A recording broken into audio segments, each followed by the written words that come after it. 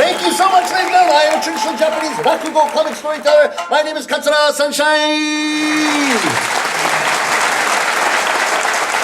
Rakugo is a 400-year tradition of storytelling in Japan. The stories have been passed down from master to apprentice, master to apprentice, master to apprentice, through the ages up until the present day. The first part of the Rakugo story, a little bit of like stand-up comedy, a little bit of an introduction, and some cultural explanations to help you enjoy the stories. The second part, just like Moonlight and just like Sunflower, turn our heads to the left, we play one character, turn our heads to the right, we play another character, and every story ends in a punchline. But for these stories, for the performance, we always start with personal announcements to the audience from the storyteller. Because, ladies and gentlemen, for some of you, I may be your favorite Rakugo storyteller in the world. I'm hoping that for those of you seeing this for the first time, after 3 minutes, I'm still your favorite Rakugo storyteller in the world. Yeah, I just noticed that this lantern's away. You guys in the corner there can't even see us. This is no good. We can move this back a bit. Sorry about that. Move this one here too. Just talk amongst yourselves. There we go. Is that a bit better? Yeah. Cheers. So, do you want me to repeat their 2 stories for you? I know those stories, so I could do them. You okay? Cheers, guys. Cheers, guys. Yeah. So, a couple of announcements, ladies and gentlemen. What a wonderful theater to be performing in here, right in the center of New York, in the center of Broadway, New World Stages. So happy to be here. This year represents our 7th year in New York, ladies and gentlemen. Thank you very much. Now the record on Broadway, of course, the Phantom of the Opera closed after 35 years, 7 years, 29 years to go, ladies and gentlemen. Number one. I will be 85 years old, so it's not impossible. And passing the tradition down to the apprentices, so someone will be doing Rakugo in 35 years, I hope. Also, ladies and gentlemen, this show, Katsura Sunshine Rakugo, by the end of next year, will be a Netflix comedy special.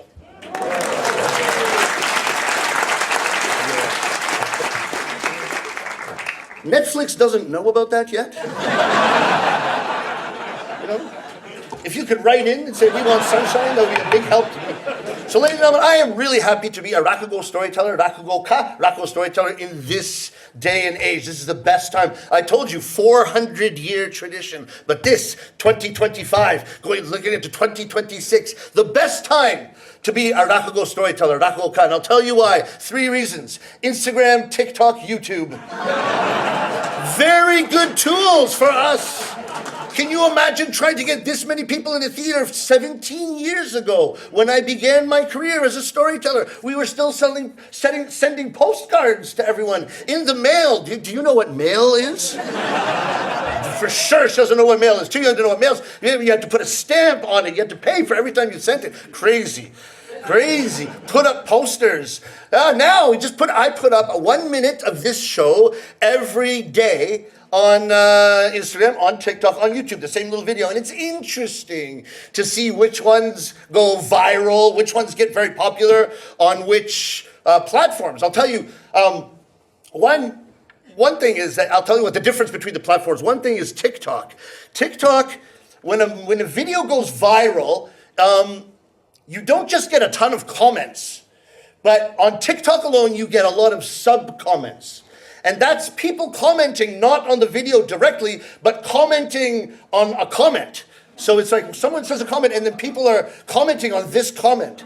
And I'll give you an example. About 3 weeks ago, I had one video on TikTok that got about 500,000 views, over 500,000. It's pretty good for TikTok, right? And so I thought, I wonder what the most popular comment is on this TikTok video. And I thought, I wonder if it's the finer point of Japanese culture, beautiful Japanese communication, or something that I was talking about in the 1 minute excerpt that they're commenting on. Or if it was my impeccable timing that made the New York audiences cry with laughter. I wonder what it is. And I was searching for it, and I found one comment that had 185 sub-comments.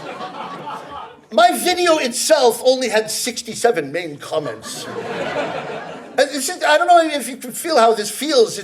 It's like you make dinner and your dinner guests grab the dinner and go to another room and have a good time without you. There's something happening over there. So I wonder what this comment, I wonder what it must have been. And I looked down and I saw it. She said, this guy sweats a lot.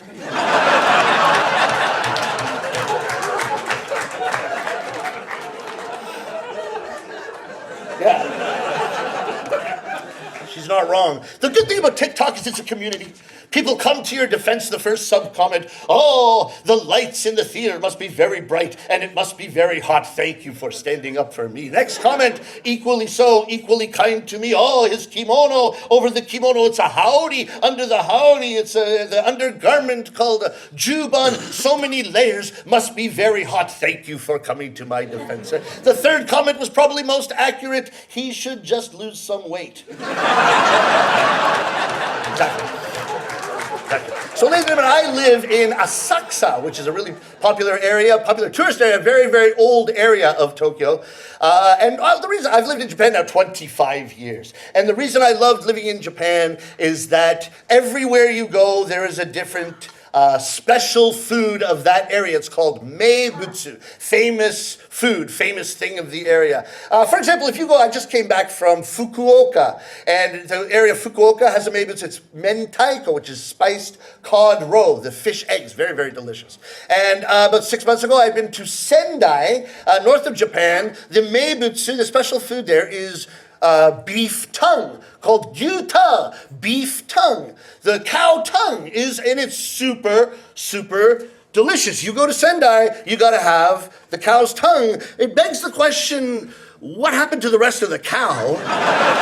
Why is the tongue particularly delicious? I'm not sure about that. I'm not sure what they do with it. A lot of people ask me, what's the meibutsu, what's the special food in Tokyo or in Asakusa where I live. And I have one, and it's called, oh, I love this one, it's sakura mochi. Now, have you heard of omochi? Omochi is a kind of traditional pounded rice cake kind of thing. And sakura is the cherry blossoms. And you can only get the sakura mochi, the cherry blossom mochi rice cakes, during cherry blossom season around the beginning of April.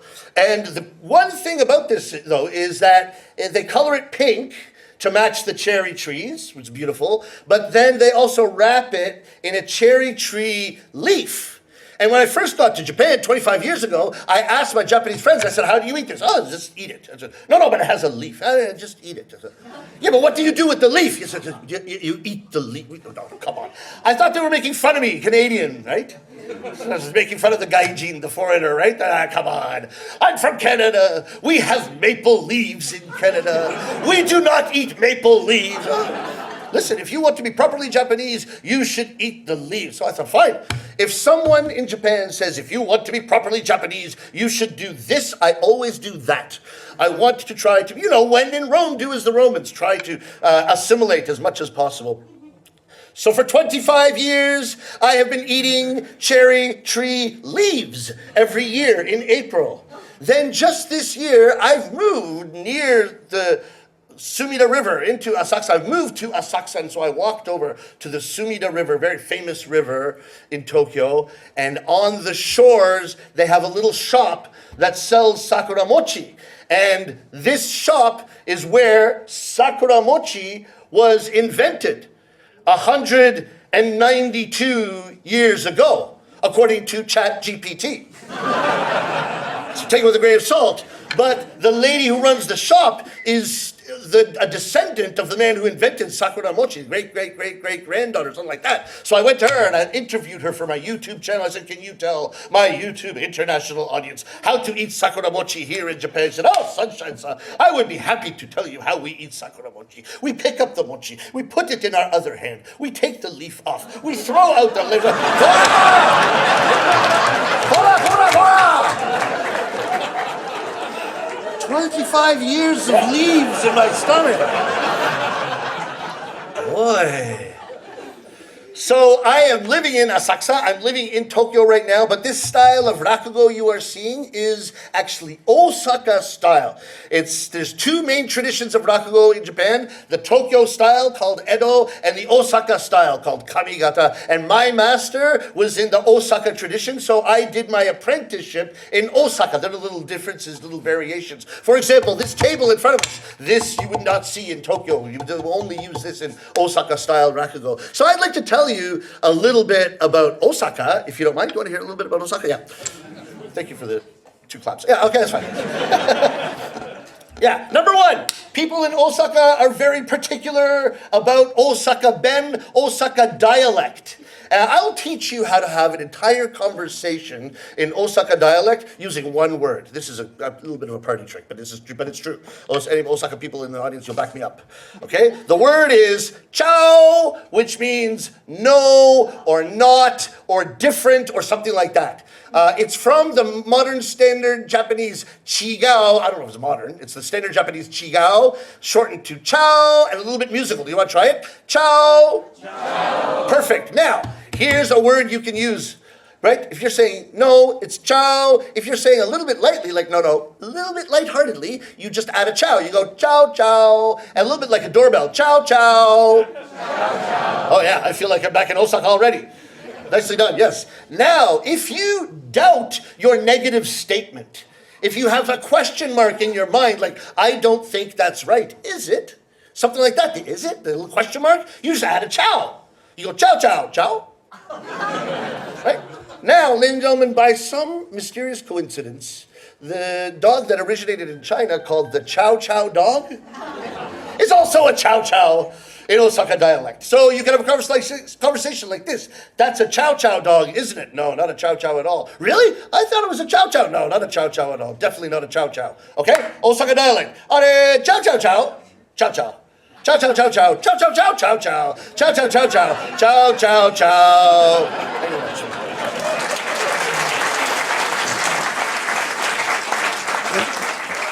Feel free to use that in Osaka when you're there next time. The other thing about Osaka, and this is famous throughout Japan, is that people in Osaka are all funny. They're all comedians. People are born funny.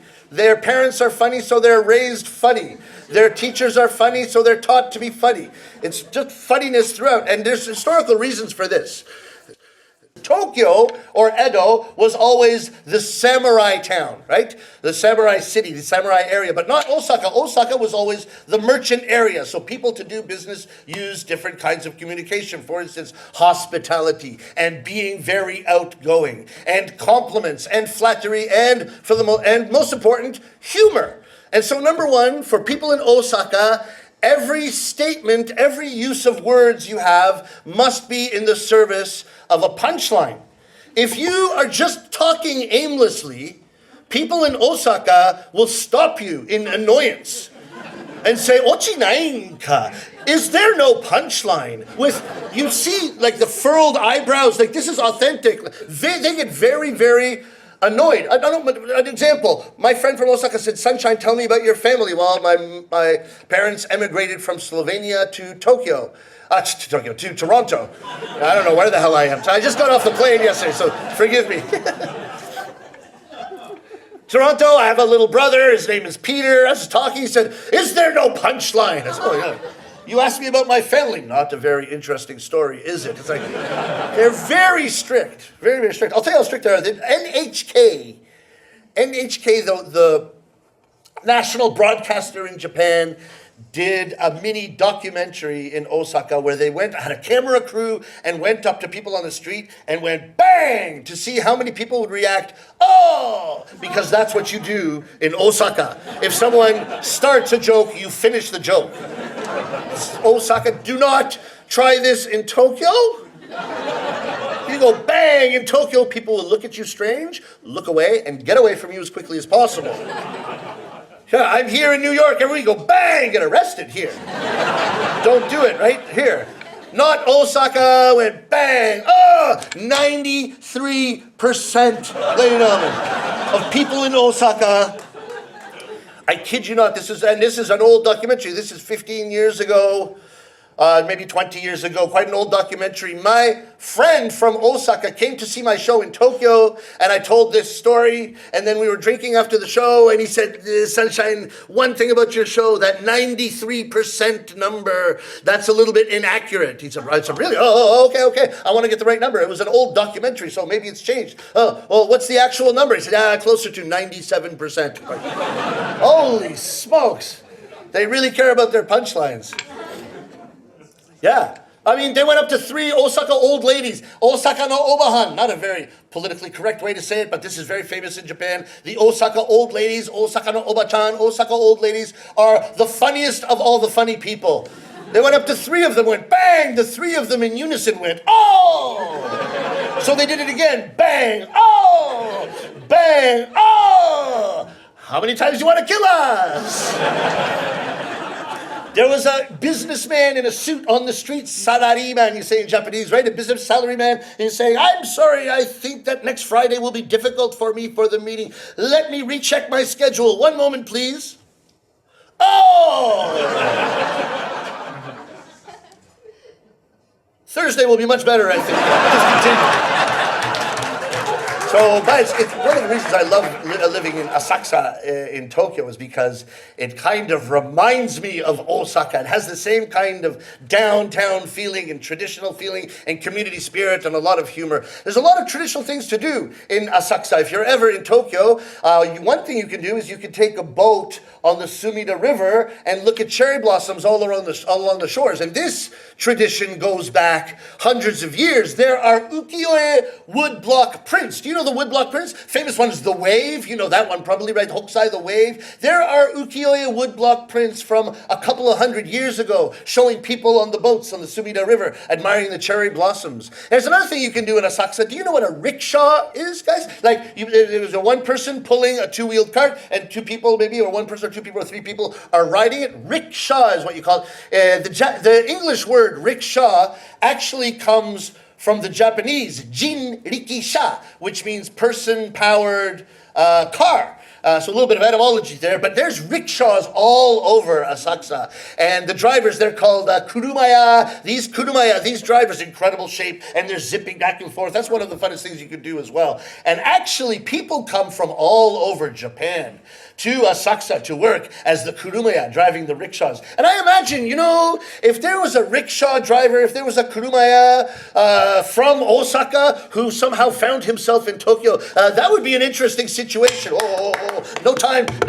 How did I let it get this late? My friends are leaving the banks of the Sumida River to go cherry blossom viewing, and I am going to miss the boat. Oh, I've got to find someone. There must be a kurumaya around here. Kurumaya. Oh, there's one. Oh, he's kurumaya. Oh, kurumaya. He's sleeping. He's sleeping in his car. Kurumaya. Oi, kurumaya. Oh. Thank you for waking me up, sir. Get up. I'm in a rush. I need to get to the Sumida River, Asakusa, as quickly as possible. Sumida River, Asakusa, I see. Walk 3 blocks straight ahead. Turn left and go, no, I don't need directions. I'm in a rush. I want to ride. You're a customer, I see. You should have said that in the first place. All right. How much? How much? You tell me how much. No. You tell me, how much would you like to pay? Listen, I have no time for this. I'll pay whatever it costs. Just tell me the cost and I will pay. Yes, I know, sir. That is the usual way people do things. But in my experience, I say a price. And then the customer bargains down a lower price. And then I say another price. And the customer bargains down yet another lower price. And we always end up with the price that the customer wanted in the first place. So I find it a little bit faster just to ask the customer, how much, kurumaya? I have no time for this. I don't have time to bargain. I don't even have time to discuss bargaining. I'm not going to bargain. You say the price and I will pay it. Any price. Not a problem. Is that how we are going to do things today? So I see then Asakusa River. Sumida River in Asakusa, 12-minute ride, maybe 13 minutes. 97,000 yen. Very expensive. Should be 4,000 or 5,000 yen. You see, I knew you were going to bargain. Boy. It's a waste of time, No, and look, you look slow anyway. I don't have time. Let's find someone else. I shouldn't have wasted so much time talking about bargaining over talking. There's another one. Oh, he looks strong. Good posture, young, nice color in his face. Let's try him. Oi, Kurumaya! Yes, sir! Oh, yes, sir! Yes, sir! Good energy. Kurumaya, are you fast? Am I fast? Am I fast, sir? I am the fastest Kurumaya in all of Osaka! Osaka? We're in Tokyo. If you're from Osaka, what are you doing here in Tokyo? That's how fast I am. I was driving around Osaka, somehow ended up in Tokyo. Really? That's amazing, but are you sure you're from Osaka? Huh? Osaka men are very impatient. I would like to ride you in your car if you're really from Osaka, but are you really from Osaka? You don't speak with an Osaka dialect. Osaka Ben, your Osaka accent. What happened to your Osaka accent? That's how fast I am. I left my accent behind in Osaka. My accent will catch up with me in 2 or 3 days. Really? Not a very convincing story, but if you are from Osaka, I definitely want to ride in your car. All right, Kurumaya. Kurumaya. Ciao, ciao, ciao. Ciao, ciao. Ciao, ciao, ciao, ciao. Really from Osaka? Yeah? Kurumaya. Bang. Oh, really from Osaka? I love it. All right. Last question, very important, because I have no time. Are you fast? Am I fast? Am I fast? Am I fast? No. Oi, Kurumaya! I'm not riding yet. Where's he going? Oh, he's coming back. Oh, yasha, Kurumaya. Where did you go? I went to Asakusa, to the Sumida River, and back here again to show you how fast I am. You should have just taken me there in the first place. Do not worry, sir. Get in. I'm fast. Ready? Hold on. Might be faster than you're expecting. Here we go.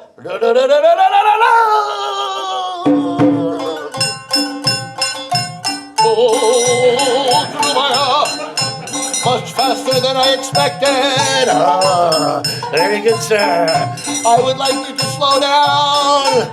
Once I start, I never slow down. It's my policy. You guys have policies?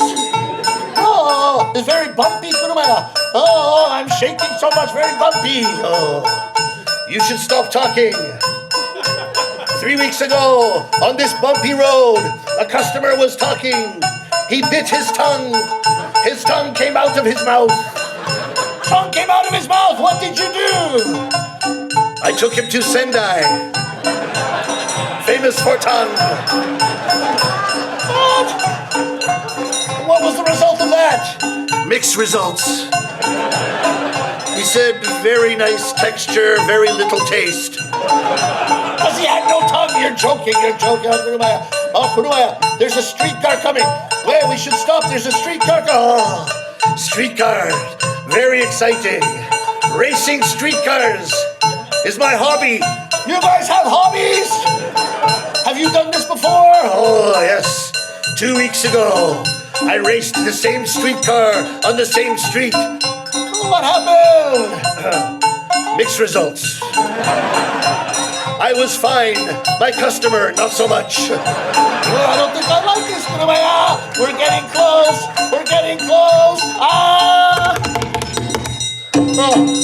Oh, Kurumaya. That was close. We almost got it. Oh, my goodness. Kurumaya, where are we? It's a very peaceful environment here. Very old-style town, but there's no people. And no drunk people. This cannot be Asakusa. No blue sheets, no nothing. Kurumaya, where are we? Where have we come? 1 second, sir. I will read the sign. Apparently, it says, Okayama Prefecture, Kurashiki. Kurashiki? Very far away. I need to get to Asakusa. Don't worry, I'm fast. Get in. Here we go. Not again. I really don't like this. Don't worry, sir. I'm fast. Yes, but there's another streetcar. Oh, 2 in 3 minutes. Lucky day. Lucky day. I really don't like this. No worries, sir. I'll avoid him. I know a shortcut. A shortcut? I'm really not crazy about shortcuts. Are you sure about this? Here we go, sir. Here we go. You should stop talking. You're throwing our little project off the tracks. You're making me lose my train of thought. I can continue if you want. Don't continue with the jokes. Nobody's laughing anyway. Continue with the story. All right, here's the shortcut. Here we go.